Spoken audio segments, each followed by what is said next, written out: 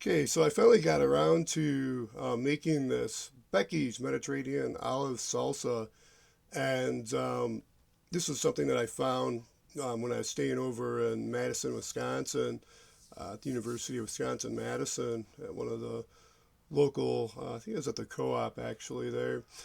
Anyhow, kind of a little more ingredients than I usually typically have. At least nowadays, I don't really do the olives like I used to. I haven't.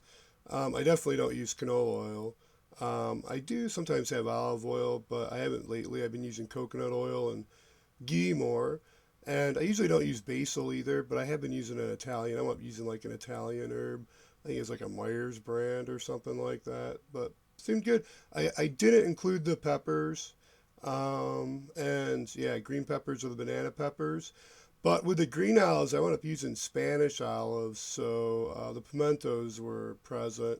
But I basically just did a serving of the green, and then I used, instead of black, I used Kalmata. And then kind of ratioed, not exactly. It was mostly cauliflower, and then probably celery. Well, it might have been green. The olives, probably cauliflower, then the olives, then the celery, onion, parsley, as maybe like 2 tablespoons of coconut oil. Instead of vinegar, I wound up using a Sir Kensington's. It's one of the best formulas I found of mayo, and I found at Myers they have a squeeze bottle. They have the glass bottles of mayo now, which is neat to see them carrying. But they have some squeeze bottles of like I think it's 3 or 4 mustards. So I went up using like I don't know. It wasn't even. It was maybe it probably wasn't even a teaspoon of the oh what do they call it? The spicier mustard, but it's basically just the more I forget, like coarser ground mustard. But anyways, I kind of want to move on to this. Basically, still doing the salad things. So really, like uh, kind of less carnivore and kind of a little more raw, vegetarian, I guess ish. Low carb, definitely. Other than where I decided I'm not going to buy applesauce. I'm going to process my own. I've been at first I did a few pecans to make like a butter, and then put the apples in, put some raisins in. I pretty much use my raisins up. I'm going to try not using raisins anymore, and then I'll try to stick with more tangy apples, not as sweet of apples. And then prunes. I'm thinking I'll switch over to prunes. Those are pretty good, nutrient wise. And of course, I'm gonna. This is gonna freeze up on me, of course. So why did that decide to freeze up? I'm gonna go and turn the internet off. Maybe that was doing. Oh, that's probably something shady internet going on. Okay, give me back that. There we go. I got back. Hopefully I don't talk for hours. What is going on? Hijack my. Something's doing memory too much.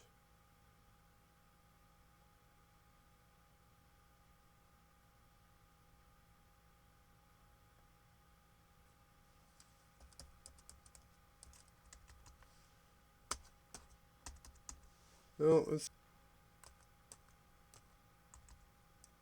there we go. Off the tab, that might do it. Let's see. Can I tab through? Okay, so I'm back. Alrighty. So the diet's kind of aligned with sticking with the observations with the water. Kind of like and prior to supplementing with just new salts, and then the now magnesium supplement seemed to work best with just general health, mainly the ankle swelling, the knee swelling. That'd work up on my right leg usually, but sometimes it'd be on my left side. So it's kind of the strange. I again attribute it to something happened ELIT wise that made immunocompromised, through whatever it is, the pulsed RF microwave causing what I found was UHF signals that correlated with sound, and I published online at least the sonic and ultrasonic signals that weren't on me. They were on strangely metal objects in my room that weren't connected to anything also. But the ratio to basically get that in my water, so now I'm making the pH gallons of the drinking water to buffer my tea when I drink the tea. to reduce the acidity, so it's past that 5.5 pH demineralization point. I've decided I'm going to kind of stick with this zero point 0.4 gram, 1.4, maybe go up a little higher, 1.8 gram potassium bicarbonate, and I'm just going to go that route. But I still think, and that's why I'm sticking with the raw salads. I'm going to just go ahead and stick with the more plants, trying to increase the plants and some vegetables too. Um, Basically, like I noted in the ingredients, so I have those in my intake.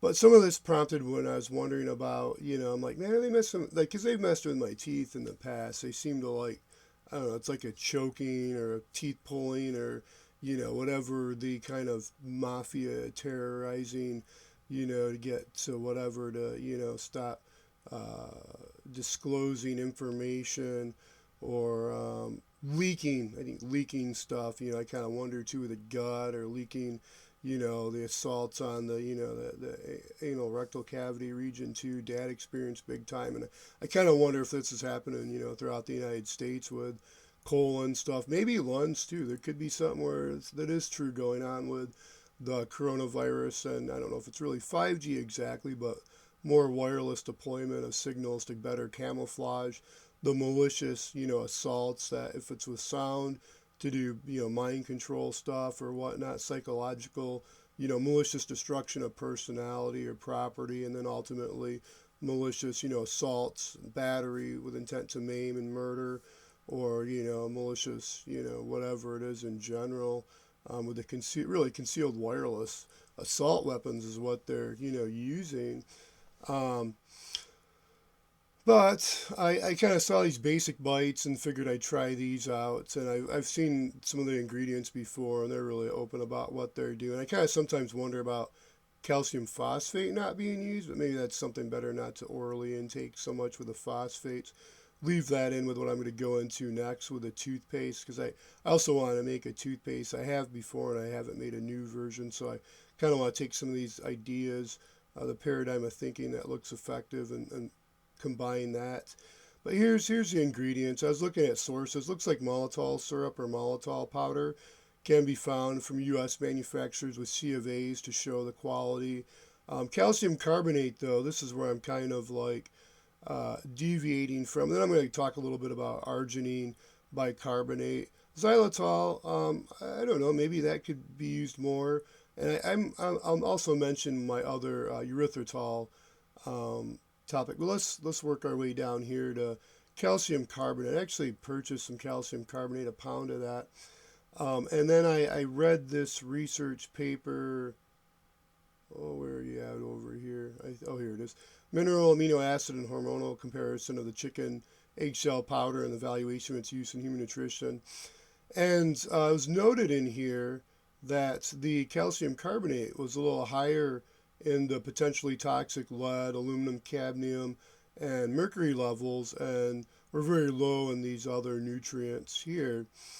And there's large differences also in the levels between the Dutch and the Slovakian eggshell powder, so strong influence of feed, which is huge. Intake, processes, and outputs. This is going to be huge regarding the quality of whatever it is that you're purchasing. It's a natural source, whether organic or not organic, if natural. Even environment, you could say what the environmental conditions have exposed that raw material, intermediate, to, or I guess maybe it's a finished product. But interesting though, they're noted in here the glycine and arginines in the eggshell powder. I kind of wonder if that was where the research kind of said, it's a small amount, but I wonder if they were like, wondering, I wonder if calcitonin or I doubt progesterone would be something to have in your toothpaste, but I kind of wonder what inspired some of these other formulas like Crest and Colgate. Crest might not have. I kind of assume they did, but they might not have. But Colgate sensitive pro-release toothpaste has used, and then the same with Tom's of Maine sensitive. What do they call it? It is the Fresh Mint fluoride free rapid release sensitive toothpaste. So has that arginine. So anyways, I kind of want to stick with the eggshell powder instead of calcium carbonate when I make these. Try to make a equivalent open source like formula for these basic bites. Not that buying those from the source is a bad idea. They just, they're kind of addicting. So I don't know. And I kind of wonder what I can do to improve to have a little more organic, natural, formula. So kind of homemade version, save a little money too. So I guess I'll transition also because it's kind of concurrent with the toothpaste. There's a study here because we're on the topic of dental care, dental hygiene. Remineralization efficacy of toothpaste containing 8% arginine and calcium carbonate on enamel surface. And there's a comparison between this Colgate sensitive pro-release toothpaste, which uses the exclusive pro-argin formula. And basically what's going on is there's the arginine and I assume it's arginine bicarbonate. I don't know exactly. Reading into the research paper, they know, the arginine, not really saying bicarbonate. Anyhow, there's a comparison. Maybe we'll focus right here on the performance they found with remineralization. And they noted that the Colgate sensitive had a 44.53 plus or minus 6.72, which looks a little better and in fact is the best of the all four. And where the Crest toothpaste came in next, that Crest toothpaste is a 0.11% fluoride, and that's compared to a 1450 ppm of the Colgate product. So, there's a little more plus or minus, deviation in results, but pretty close. So I kind of wonder too what could be done with formulas to, like, say the Salve formula, which they don't on their website show much. They know how, Blacklead basically came out with their somewhat original formula based on the Biotine formulas. And the Biotine formula, I happen to have a sample because I kind of freaked out when I first saw. I usually watch the ingredients of whatever I purchased. And same with expiration dates, but I happen to see they changed their formula. And so this is their original formula. And their new formula is very similar.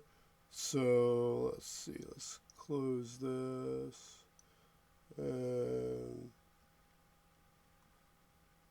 here's their new formula. So it's similar, but there's a difference. So I happen to close the other, so we're not going to do a side-by-side comparison. But there's a toothpaste also.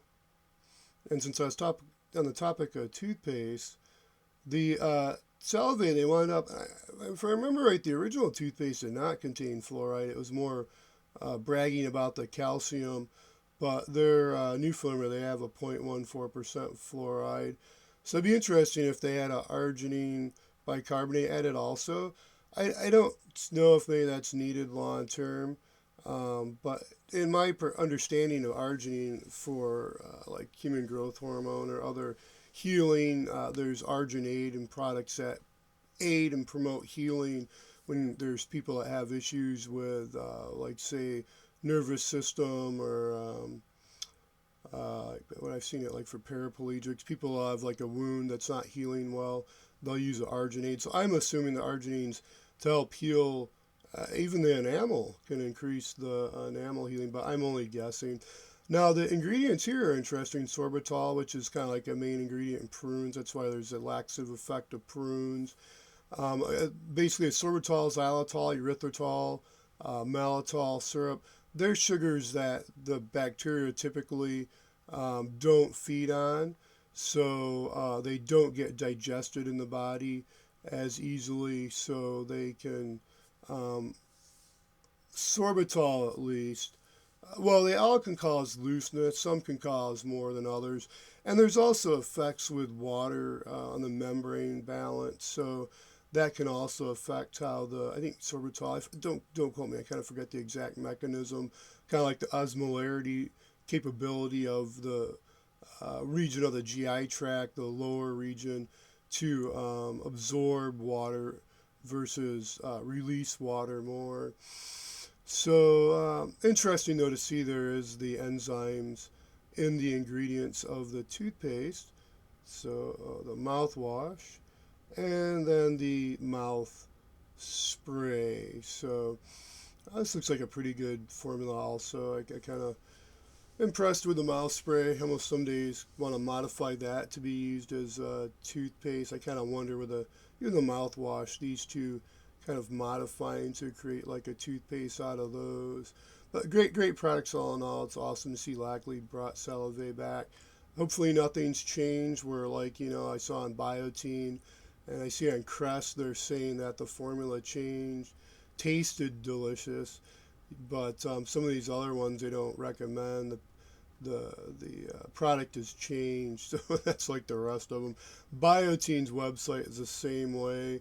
I'm not going to open it up because I'm having issues with, or at least I was when I was connected online. But wrapping up the toothpaste formulas, I see Tom's Main, I mentioned, has the arginine bicarbonate. They also have a page where they detail not only the ingredients as noted here, but they actually go into how the arginine is made. So, and that's basically by arginine is dissolved in pure water and treated with carbon dioxide gas to form the arginine bicarbonate. So, and then the amount that they're using in their toothpaste. So it's really good they're disclosing in detail what's going on. So let's see, what do we have? Biotine. Oh yeah, so they do have the reviews, and you can see if you do read through the reviews, yeah, there's new formulas awful, so hot it burns. There's a lot of the bad ones. So they've changed the formulas. Remineralization, I'll close up the mineral eggshell. Salve, did I touch up? I should say, I guess, for the women, if there's any females watching, they have their vaginal health, feminine hygiene products also, so that's cool. They've got that there. It's more natural, but kind of back to the original formula for these oral hygiene, dental hygiene in particular products. And I was thinking erythritol, and I happened to be researching sources, and I didn't find first a U.S. source. But I found this one, erythritol granules made from pears in France that are non-GMO. It's interesting, they're noting not from corn sludge in China. So it's a little more expensive, but I think this is probably the one I'm going to invest in. If I think I'm going to purchase some malitol and some erythritol to work with these formulas here. Other than that, just focusing on other projects mainly, though. I figured I'd make a little talk real quick just to have a video, vlog on what I've been doing with these products regarding the dental hygiene. A little bit of the foods associated with too. I think that you can read into some that note the cod liver oil, the grass-fed butter, the healthy grass-fed meat, and sources, and good plant-based sources, vegetable sources for healing. Some, even go as far as more than remineralizing, but also healing dental infections in teeth, and that with dilute hydrogen peroxide 1%. Some you read they say ozone localized, but I'll stick with dilute hydrogen peroxide, and then my diet mainly, and then the dental hygiene to build up the enamel at least. Would be nice if more internally could grow and heal. And I am skeptical, very much so, especially when there's more than one way that teeth can now be grown in a laboratory, and there's some sort of gap in not able to regenerate teeth without having to do something more morbid. So that's about it. Hope you all have a good one. Be safe, stay healthy, and until next time, take care. Appreciate it.